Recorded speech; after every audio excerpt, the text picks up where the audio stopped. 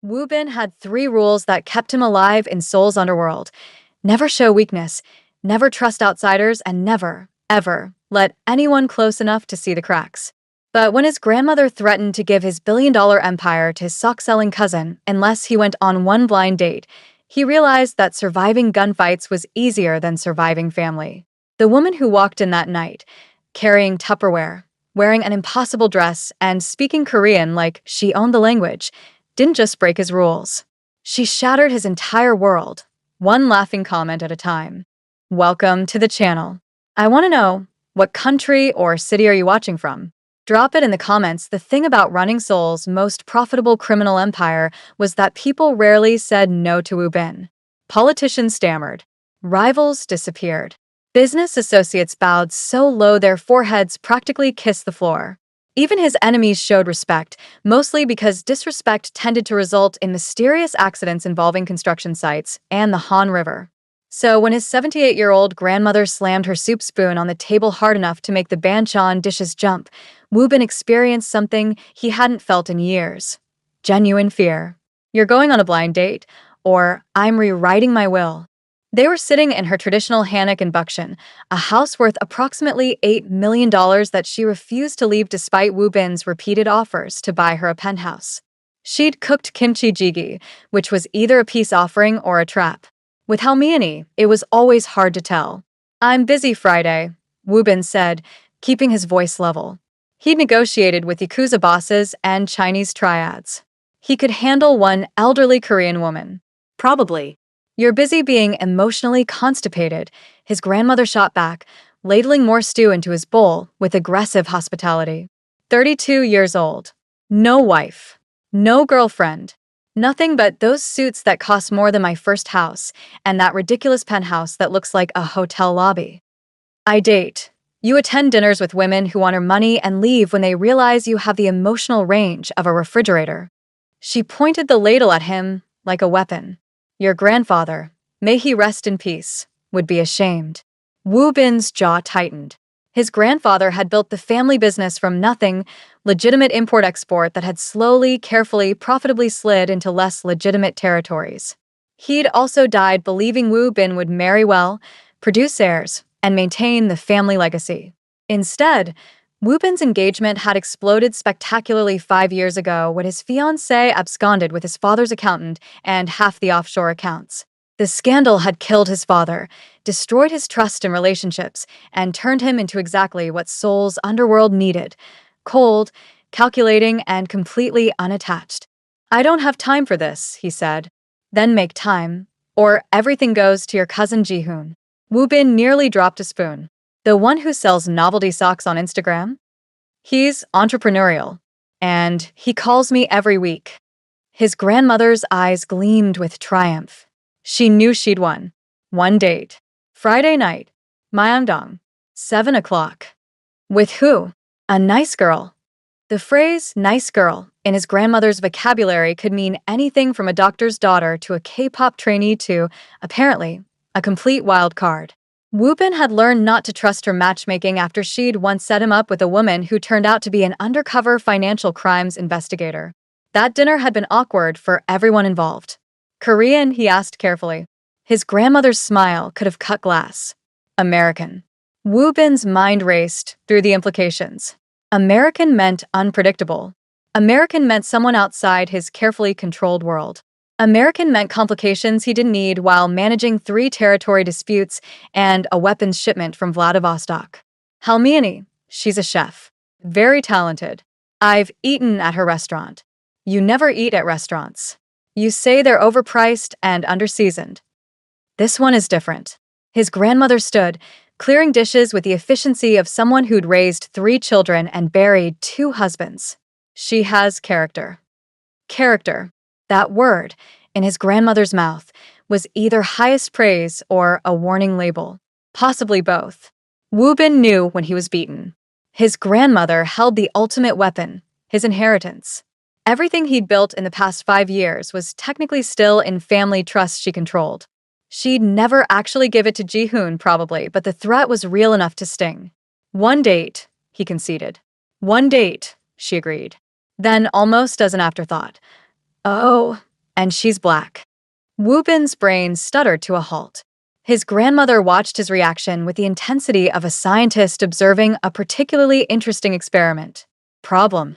I know, of course not, he scrambled for words, aware he was being tested. I've never. Exactly.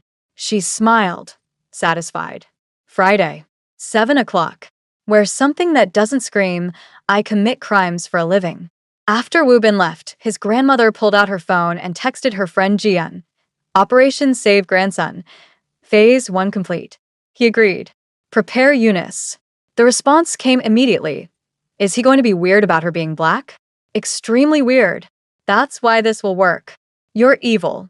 I prefer strategically invested in my grandson's emotional development. Still evil. Thank you. Don't forget to subscribe. Where in the map are you watching from? Eunice Washington had learned 3 important truths about running a restaurant in Seoul. Korean ajumas were tougher critics than any Michelin inspector. Gochuguru made everything better, and her existence as a black woman cooking soul food in Itaewon was either going to be a spectacular success or a beautiful disaster. 3 years in, it was somehow both. Eunice, Mrs. Park, her elderly neighbor and self-appointed Korean grandmother, burst through the restaurant door at 10 a.m., which was exactly when Eunice was trying to prep for lunch service. You cannot put cheese in tteokbokki. It's mac and cheese tteok fusion, Mrs. Park. We've been over this. Eunice didn't look up from the collard greens she was washing. Your grandson ordered it 3 times last week. My grandson has no taste. He also dated that girl with the eyebrows. What was wrong with her eyebrows? Everything. Mrs. Park settled onto a stool, which meant she was staying. Also, I hear you have blind date Friday. Eunice's hands stilled in the water. How do you know what, never mind. Yes. Jian's grandmother set it up. Mrs. Choi. Very clever woman. Very sneaky. Mrs. Park nodded approvingly. The man is her grandson. Very handsome. Very rich. Very probably boring, Eunice muttered. In her experience, blind dates existed in 2 categories, awkwardly painful or spectacularly disastrous. There was no middle ground. He's businessman, Mrs. Park continued, which in Korean culture could mean anything from Samsung executive to guy who sold insurance. Great. I love business. Eunice moved to her stove, where gochujang sauce was simmering next to a pot of her grandmother's hot sauce recipe. The smells married in the air, sweet heat meeting smoky fire. He's probably going to take one look at me and bolt. Why? You're pretty, successful, good cook. Mrs. Park, I'm a black woman running a soul food restaurant in Korea. I'm not exactly traditional daughter-in-law material. Traditional is boring. My daughter-in-law is traditional. She serves me instant ramen and thinks I don't notice. Mrs. Park sniffed. You have spirit. Like kimchi with personality. Eunice laughed despite herself. Did you just compare me to aggressive cabbage? Best compliment I know. The lunch rush started at noon and didn't stop until 2:30 p.m. Eunice's restaurant was small, only 15 tables, but every seat filled with her carefully cultivated crowd. Art students from Hongdae, English teachers from across Seoul, Korean food bloggers looking for the next weird trend, and an increasingly loyal group of local businessmen who discovered that fried chicken with gochujang glaze could heal a hangover better than any haejanguk. Her sous chef, Minjun, a culinary school dropout with a mohawk and arms covered in tattoos, worked the line beside her with efficient precision. Table 7 wants extra cornbread, he called out in Korean. Table 7 always wants extra cornbread, Eunice replied, also in Korean, though her accent still made Minjun wince sometimes. Give them 2 pieces. Charge for 1. You're too nice. I'm strategically building customer loyalty. You're a pushover, says the man who gave that crying college student free sweet potato pie last week. Minjun's ears turned red. She reminded me of my sister. Around 3 p.m., after the lunch crowd cleared, a woman in oversized Chanel sunglasses and an expensive hanbok sat at the corner table. She'd been coming in twice a week for the past month, always alone, always ordering the same thing. Mac and cheese with extra gochujang, collard greens, and mac giali. Eunice brought the food over personally. How is everything halmiani? The woman smiled, and something about it reminded Eunice of a cat that had just successfully hidden a dead mouse in someone's shoe. Perfect as always. You know, my grandson needs to eat more vegetables. Most men do. He's very stubborn, very closed-minded, needs someone to shake up his boring life. Eunice nodded politely, wondering where this was going. You're going on blind date Friday, yes? Oh, Oh no. With your grandson? Eunice asked carefully. He's very handsome, very rich, terrible personality, but we're working on that. The woman, Mrs. Choi, apparently, removed her sunglasses to reveal sharp, calculating eyes. Also, he's never dated black woman. Probably never even spoken to black woman. His loss. His problem. Your opportunity. That's quite a sales pitch. I'm not selling. I'm warning. Mrs. Choi leaned forward conspiratorially. He's going to be weird, awkward, maybe rude. Don't let him win. He needs someone who doesn't take his nonsense. Eunice should have said no, should have canceled immediately, should have recognized this entire setup as the beautiful disaster her life specialized in. Instead, she heard herself say, "What's his favorite food?" Mrs. Choi's smile could have lit up all of Gangnam. That's my girl. Where are you watching from? Don't forget to subscribe. Woobin arrived at the restaurant 15 minutes early, which gave him time to position two bodyguards at the corner cafe, one in a parked car across the street, and his driver circling the block. Overkill? probably. But paranoia had kept him alive this long, and he wasn't about to get sloppy over a blind date. The restaurant his grandmother had chosen was upscale Korean fusion, the kind of place where minimalist decor cost more than the food and everyone spoke in hushed, respectful tones. Woo Bin approved. Neutral territory. Easy exit routes. Witnesses if things went sideways. He checked his watch. 6:58 p.m. He'd worn his least threatening Tom Ford suit, which still probably screamed money laundering, but it was the best he could do. At 7 p.m. exactly, the door opened. Woo Bin looked up, and his brain immediately short-circuited. The woman walking toward him was wearing a hanbok, a traditional Korean dress, but the fabric was unlike anything he'd ever seen. Vibrant African prints in oranges, golds, and deep blues swirled across the giagari and chima, somehow both completely wrong and absolutely perfect. Her locks were styled up elegantly, wrapped with what looked like traditional Dianggi ribbons, and she carried a Tupperware container like it was a designer handbag. Every head in the restaurant turned. She walked straight to his table with the confidence of someone who owned the room, smiled wider than anyone had smiled at him in years, and said in Korean with the thickest American accent he'd ever heard, "You must be Woo Bin. Your Halmiani said you look like you haven't eaten vegetables since 2019. I brought collard greens with gochugaru. Consider it a cultural exchange program." Woo Bin's mouth opened. Nothing came out. Wow, they really nailed your personality description, Eunice continued, sitting down without waiting for an invitation. She started unpacking her Tupperware. Strong silent type mixed with emotionally unavailable robot. It's a whole vibe. Very K-drama villain. You. Woo Bin finally found his voice. You speak Korean?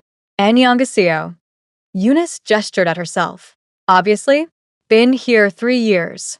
Opened a restaurant in Itaewon. Eunice's hanbok and hot sauce. We serve identity crisis food for people with excellent taste. A waiter approached their table, moving with the nervous energy of someone who'd recognized Woo Bin and was now wondering if this was a date or a business meeting that might end with someone in the Han River. She'll have the galbi, Woo Bin started, defaulting to control. Asterisk I'll asterisk have the gopchan, Eunice interrupted cheerfully. Extra spicy, and tell Chef Kim his knife skills are finally improving but his seasoning game is still weak. Also, I want that banchan with the dried anchovies you're hiding in the back. The waiter's eyes went wide. You know Chef Kim? We did a cooking competition last month at the Jongno Food Festival. I won. He cried. We got drunk together afterward. Now we're best friends. She turned to Woo Bin. You want anything, or are you just going to sit there looking like a confused marble statue? The beef, Woo Bin managed.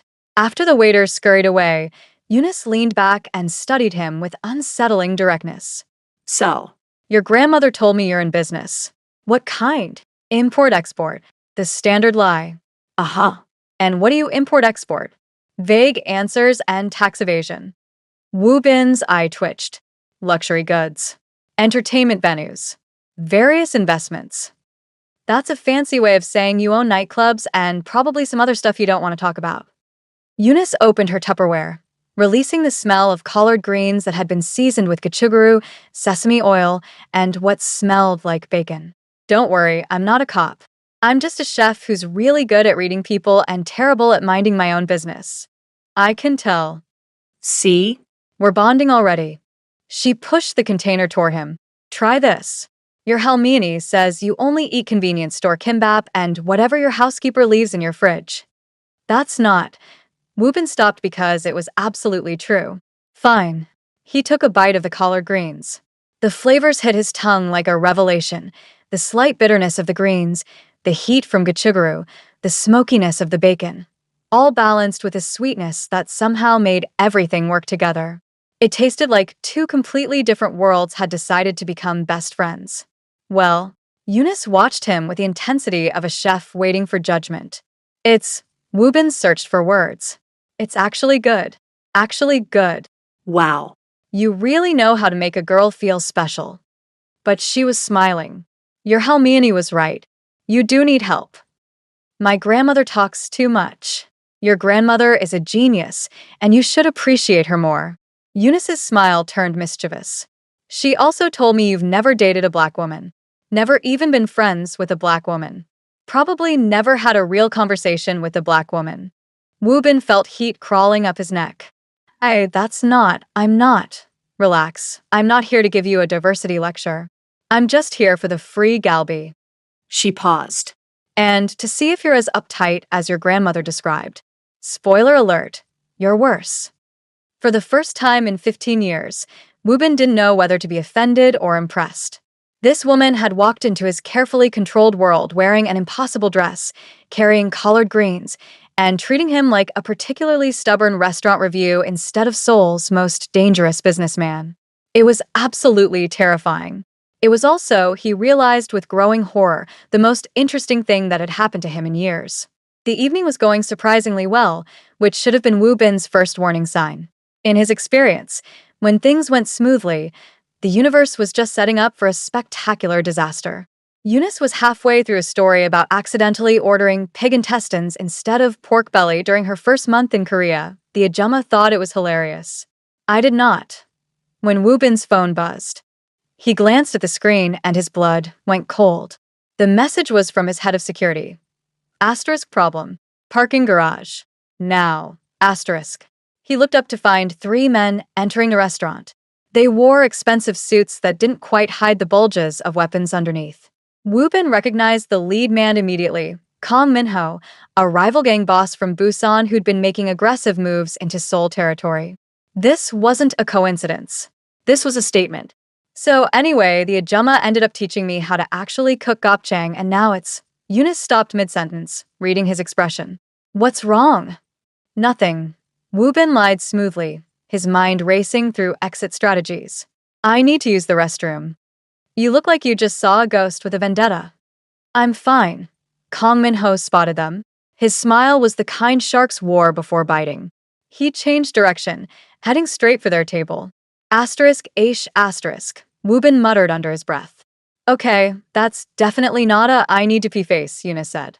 That's someone's about to get stabbed face. I've worked in New York restaurants. I know the difference. Kang arrived at their table with 2 bodyguards flanking him. Wu Bin SSI. What a pleasant surprise. His Korean was oily, false. Having dinner with a friend? The way he said friend made it clear he meant something far less polite. Wu Bin stood slowly, positioning himself between Kang and Eunice. Min-ho. I didn't know Busan rats were allowed in Seoul restaurants. Hi. Eunice's voice cut through the testosterone like a knife through butter. She stood up, extending her hand to Kang with a smile that could sell insurance. I'm Eunice. You must be one of Wu Bin's business associates. The kind who shows up unannounced and makes everyone uncomfortable. Very bold strategy. Kang blinked, clearly not expecting whatever this was. Are you staying for dinner? Because I have to warn you, The gopchang here is good, but it's not crash someone's date good. That's more of a at least call first kind of meal. One of Kang's bodyguards reached toward his jacket. Wu Bin's hand moved instinctively toward his own concealed weapon. Eunice, apparently oblivious to the imminent violence, kept talking. Oh, Are you guys here for the bibimbap? Because let me tell you, their gochujang game is weak. I make better gochujang in my sleep. Actually, I make better gochujang while drunk. One time Eunice, Wu Bin said quietly. Please stop talking. why? Am I interrupting your weird male posturing thing? She looked between them with genuine curiosity. Because it seems very dramatic and I'm here for it, but also kind of unnecessary? Like, we're in a nice restaurant. Can't the testosterone contest wait until after dessert? Kang's expression shifted from threatening to confused. Who is this woman? She's none of your concern, Wu Bin said, his voice dropping to the dangerous register that usually made people reconsider their life choices.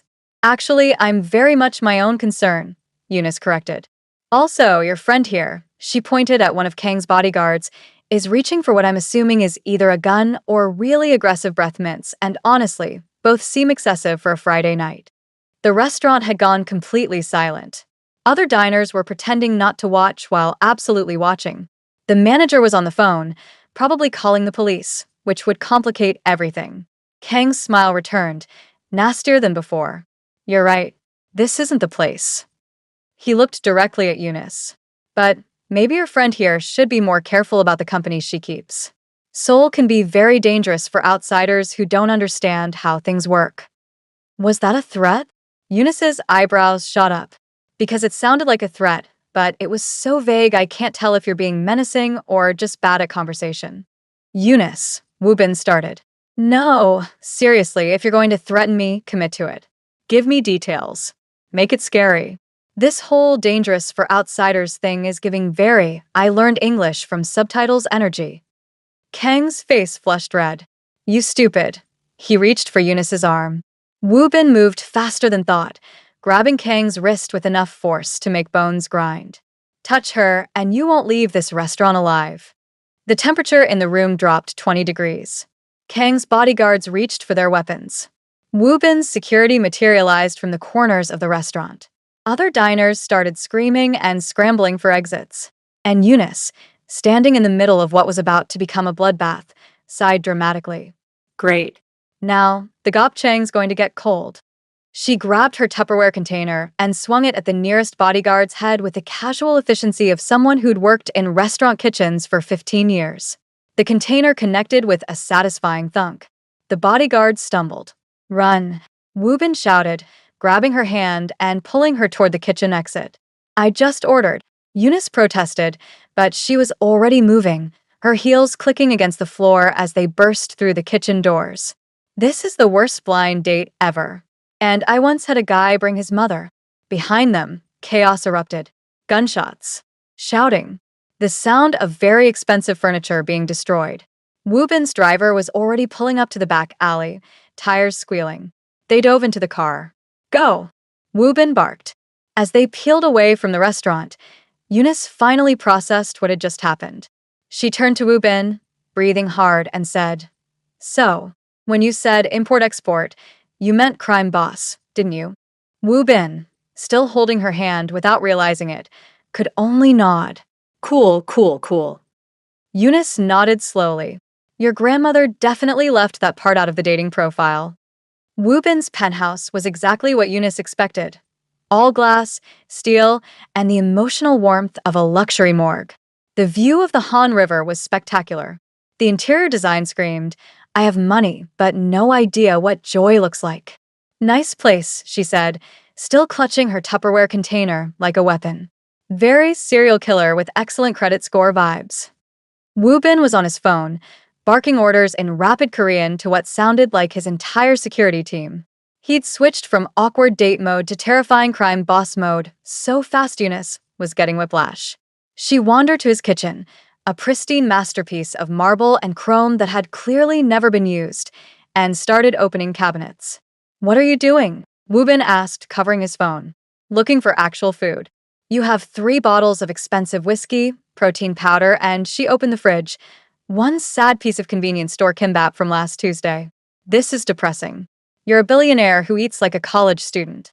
I don't have time to eat, to live, to experience basic human joy. Eunice pulled out the collard greens from her Tupperware. Where are your pots? I don't know. You don't know where the pots are in your own kitchen? I've never used them. Eunice stared at him. That's the saddest thing I've heard today, and today included getting shot at. She found the pots, still wrapped in plastic, and started heating up the collard greens. Wu Bin finished his call and watched her move through his kitchen with the efficiency of someone who actually knew what kitchens were for. You're not afraid, he said finally. Oh, I'm terrified. Eunice stirred the greens. I'm just really good at compartmentalizing.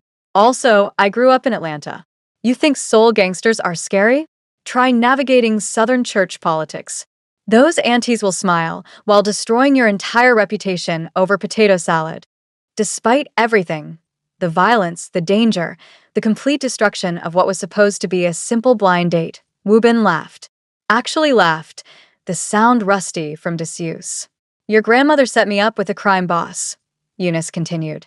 A Korean crime boss who apparently has enemies that crash dinner dates. This is either the best or worst matchmaking ever. I can't decide. You should leave Seoul, Wu Bin said seriously. Tonight. Kang Min-ho saw you with me. That makes you a target. Excuse me? Eunice spun around, wooden spoon in hand like a weapon. Leave Seoul? Leave my restaurant? Leave the city I've spent 3 years building a life in because some Busan gangster with bad manners and worse timing decided to crash our date. He's dangerous. Asterisk, you're asterisk dangerous. And yet here I am, heating up collard greens in your emotionally sterile kitchen at 10 p.m. on a Friday. She pointed the spoon at him. I didn't leave New York when my ex tried to destroy me. I didn't leave when everyone said a black woman couldn't make it in Korea. I'm sure as hell not leaving because of some wannabe tough guy who probably uses 3-in-1 shampoo. Wu Bin blinked. No one talked to him like this. Ever. People either cowered or obeyed. Eunice was doing neither. Besides, she continued, plating the food with the precision of a chef who'd done this 10,000 times. Your grandmother will kill me if I abandon you now. She's already invested 2 months of undercover restaurant visits in this operation. Do you know how committed someone has to be to eat at the same place twice a week for 2 months? That's love. Or psychosis. Possibly both. She what? Oh, you didn't know? Eunice smiled wickedly. Your Halmiani has been coming to my restaurant since March. Always the same order. Always asking questions about my life. I thought she was just a sweet old lady who liked my cooking. Turns out she was conducting reconnaissance. Wu Bin sat down heavily. His grandmother had orchestrated this entire thing with the precision of a military operation. He'd been outmaneuvered by a 78-year-old woman and a chef with a Tupperware container. Eat, Eunice commanded, pushing a plate toward him. You look like you need vegetables and therapy, and I can only provide one of those things. He ate. The collard greens were even better reheated, somehow. The flavors had married together, Korean heat and Southern soul in perfect harmony. This is really good, he admitted. I know. I'm excellent. Eunice sat across from him, finally looking tired. So, are we going to talk about how you're a crime boss, or are we going to pretend this is normal? What do you want to know? Everything. Start with why that guy hates you, and end with how many people you've actually killed. And don't lie, I can tell when people lie. Chef superpower. Wu Bin looked at this impossible woman who'd crashed into his life, wearing an African print hanbok, survived a gang confrontation, and was now demanding his life story over collard greens in his kitchen at midnight. He should send her away. Should protect her by cutting all ties. Should go back to his carefully controlled, emotionally sterile existence. Instead, he started talking. And 3 hours later, when Eunice finally fell asleep on his couch, still wearing her hanbok, still clutching her empty Tupperware, Wu Bin realized something terrifying. His grandmother's plan was working. He picked up his phone and texted, "You're diabolical." Halmiani's response came immediately. Asterisk, you're welcome. Bring her to Sunday dinner. I'm making galbi. Asterisk. She was almost killed tonight. Asterisk, but she wasn't. She hit a man with Tupperware and made you laugh. Marry her, asterisk. It was one date, asterisk best date of your life. Don't lie, asterisk. Wubin looked at Eunice sleeping on his couch, her locks spread across his expensive throw pillow, and couldn't argue. Outside, Seoul glittered in the darkness. Somewhere in the city, Kong Minho was plotting revenge. His empire was under threat. His enemies were circling. And all Wubin could think about was whether Eunice would agree to a second date. Assuming, of course, they both survived the week. If you think Kong Minho is the kind of coward who threatens women because he can't handle real competition, drop a comment saying real strength protects. It doesn't intimidate. Only bullies and trolls would disagree. And if you want to see whether Eunice survives Seoul's underworld with nothing but hot sauce and audacity, you know what to do. Subscribe, because people like Kong hate when women like Eunice win.